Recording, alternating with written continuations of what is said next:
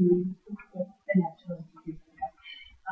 The reason for that is because it really influenced me more in the culture. To understand my background growing up, I was involved with the deaf programs, with some interpreters. And I had some deaf classes growing up.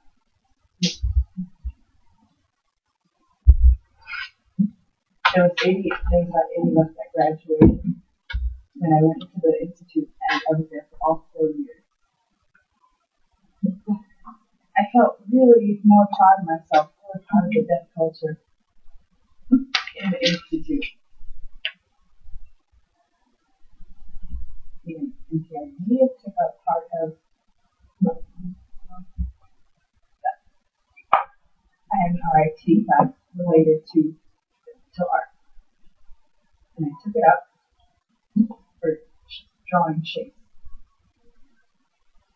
It was an amazing class. I noticed that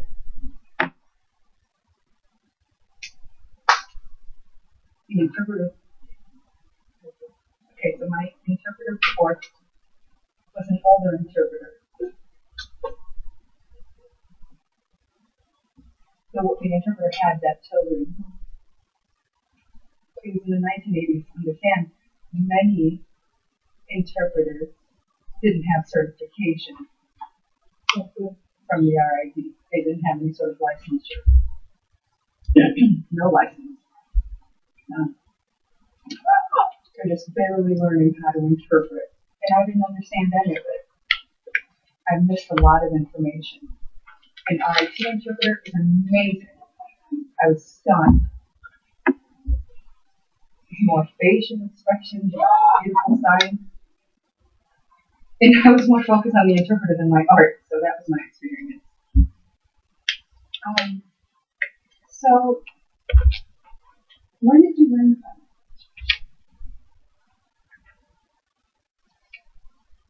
In the institute. Growing up, I was in the oral communication. Then I entered business school for the deaf with children, and I felt like I really had a deaf family there. It was very ASL, but I missed a lot of information. I was like, what? So they would pick on me a little bit, but I dealt with it and kept on learning. And I really had 3 languages that I was learning. I was learning ASL, that was changing into English. So it was really tough for me. So growing up in your family, how did your family communicate with you? I know you said telecommunication, but you had to learn languages before. Okay. My mom found out that I was becoming deaf as a baby because of the fever. It was a high fever that I had. But the doctors offered a few options. Audiology, hearing aids, cochlear implants.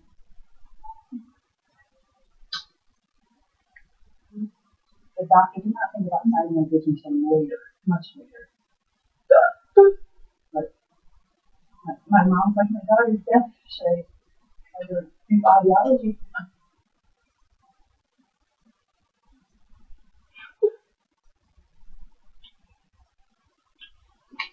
My mother herself was a very educated, very knowledgeable person. She understood that I was deaf, and she wanted to have the best for me. She felt audiology was okay, but it was better than having a cochlear implant. It was a very English sign system. We learned signs from milk. When I was growing up, I would just point to what it was that I wanted. My mom said, no, tell me what you want. Show me. So she would show me the sign, milk, when holding a carton of milk. And I would say it, she would say, yes, very good. It was very frustrating because my language skills were slowly not doing very good. And I need to go back to school.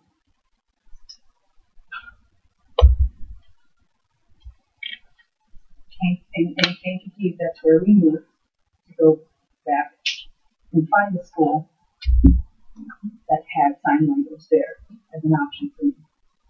Because I was frustrated and angry with that communication. I didn't understand. She said, wait. There was a school that offered to take, or there was a workshop that I could take with hearing.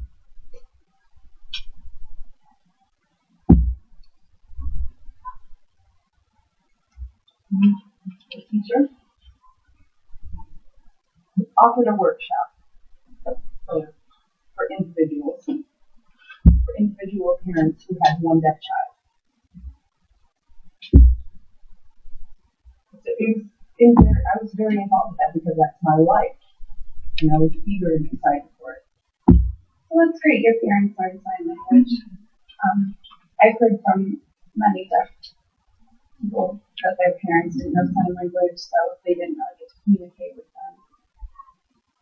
That's a really great thing.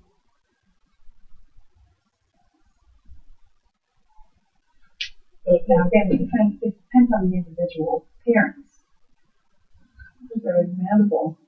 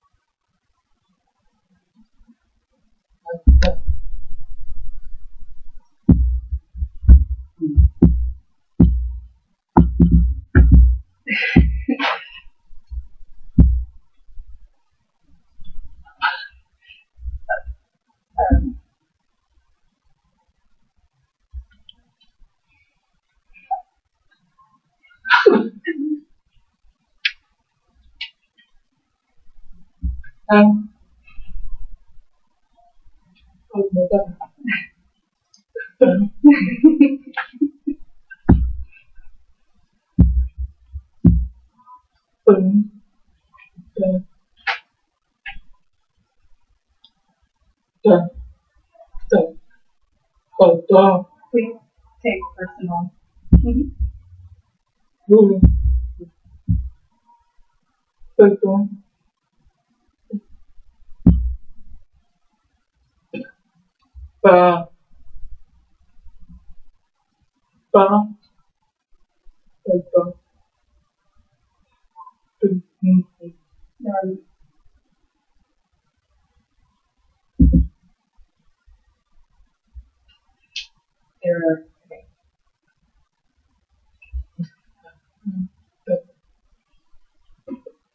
There were deaf people in that group that had parents that only spoke Spanish, so they didn't know English or ASL. So what happened here in America, their language was really just dropping everything so they can have a strong foundation in anything. Wait a minute. My parents signed. Their parents didn't sign, they ignored the deaf child. And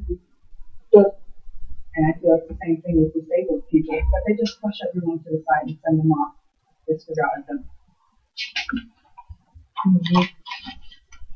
Normal children can progress, but disabled and deaf can't, and it really breaks my heart.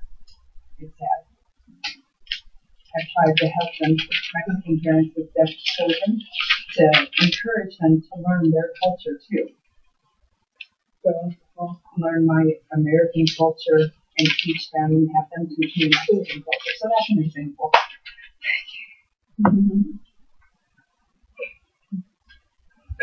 So what age did you say you started using an interpreter?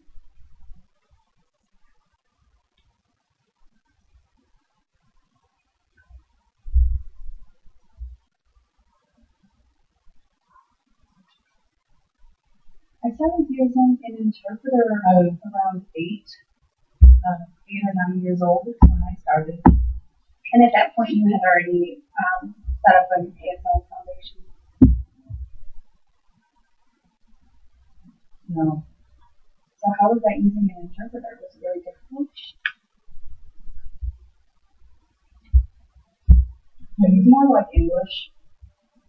More like English signing. Sentence structure. It's really boring, really. A lot of interpreters say that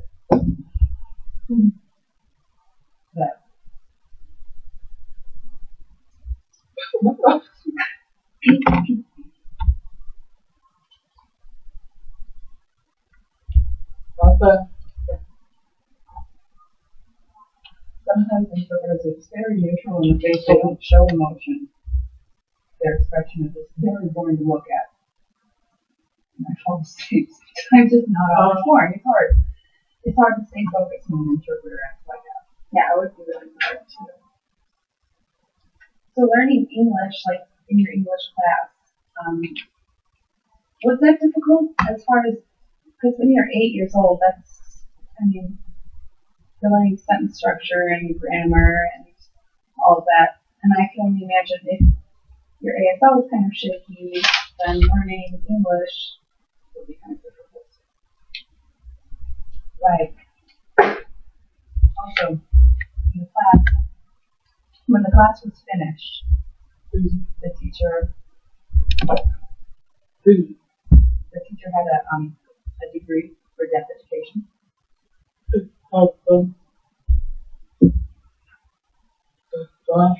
And she knows that I have Chinese skills. And my background.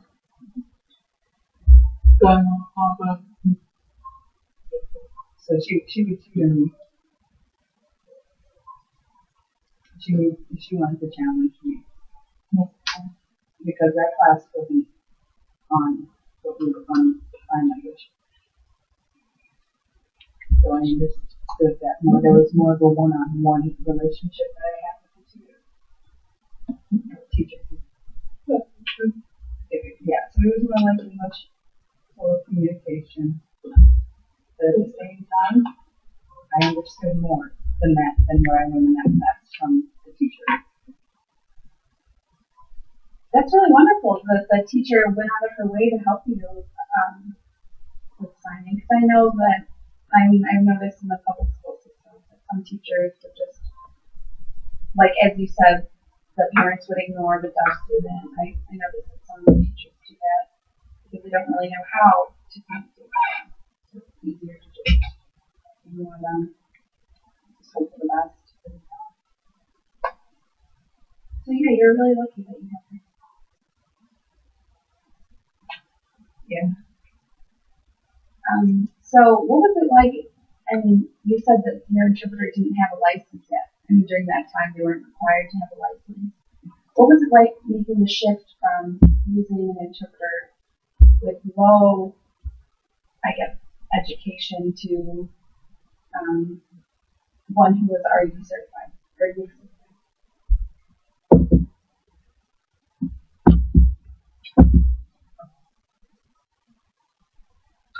It was kind of tough because it was such a change. The RID and NIC certified interpreter was very expression. It used a lot of expression. Well,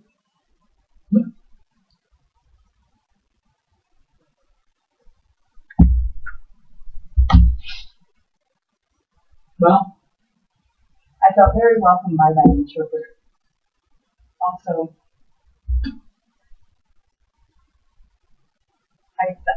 it was an icebreaker. And we were able to get along much better than that first interpreter that was more separated from me.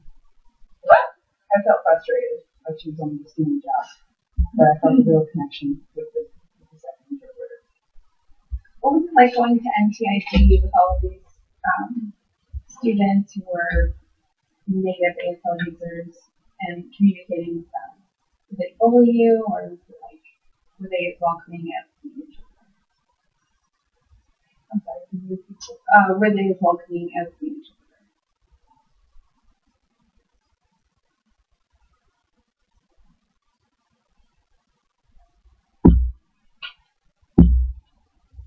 They didn't pick on me and CID. But in Illinois School for the Deaf, it's very different. The reason why in NTID, it's mainstream. The Deaf Institute, homeschool, mainstream school. Everyone is involved in that school, so everyone's different. I feel it's more like an interaction, a total socialization with everybody. Everyone got more fun. And it also included people who learn the oral system.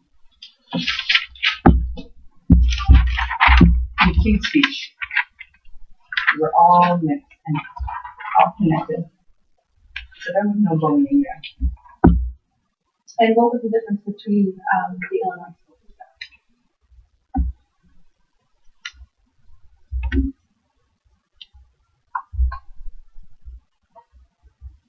First, I had a dorm. The dorm was different. There was no family there. My family was very far away from me.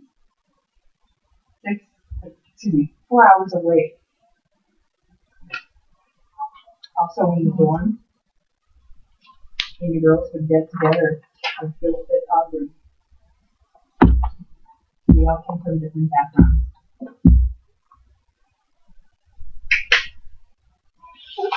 So I felt awkward. Also, my mother supported me. Said, if you don't like that place, come back home. It's fine. I need to work on my self-esteem. I called every weekend for support from my mom to help me feel better. And it was easier for me to accept everything. Really, my mother growing up, the two of us would always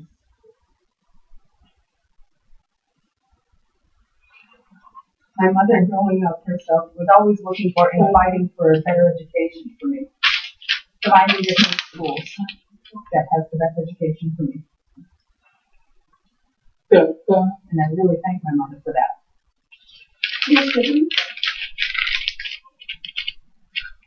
Two brothers. Do they know fun? No, not really. It's more gestural. So when you go to when you go home or like a family party, do you feel cut off from your brothers or any other family members who don't know signs?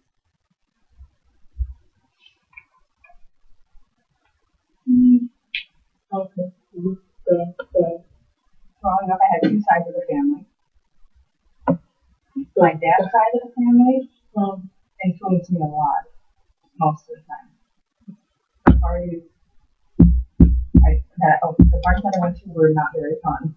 It was boring. But my mother's side of the family was more involved. They would always encourage us to go everywhere and communicate with everyone.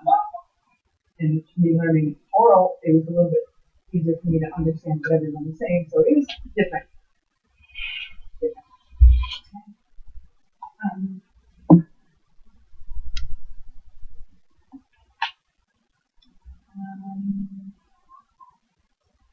Why do you want to be an introvert? You have a son, right?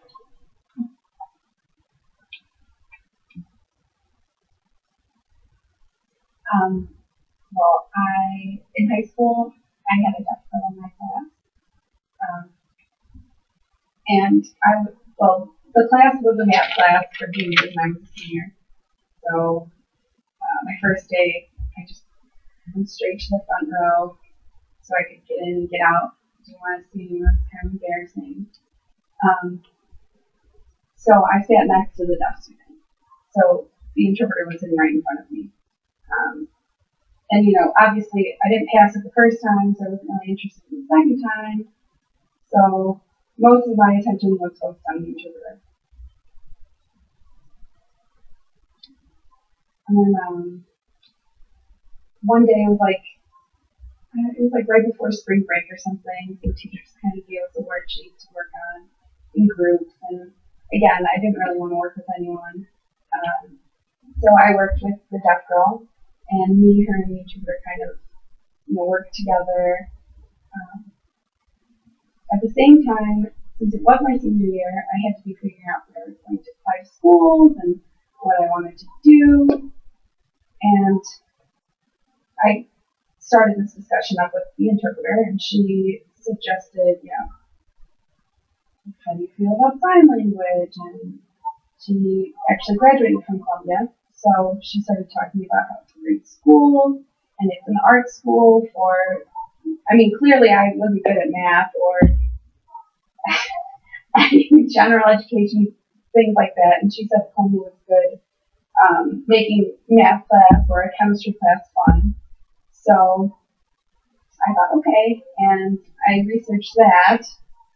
I don't know about that. Yeah, so I started here. I don't like math or chemistry or anything like that. Oh yeah. Well, right, and that's I took that chemistry photography class, which made it a lot, more interesting. But that was the first time I was introduced to deaf culture and signing. So when I applied to Columbia, I just thought, yeah, I'll make good money and put your own schedule, no big deal. But now that I'm here, it's definitely for different reasons.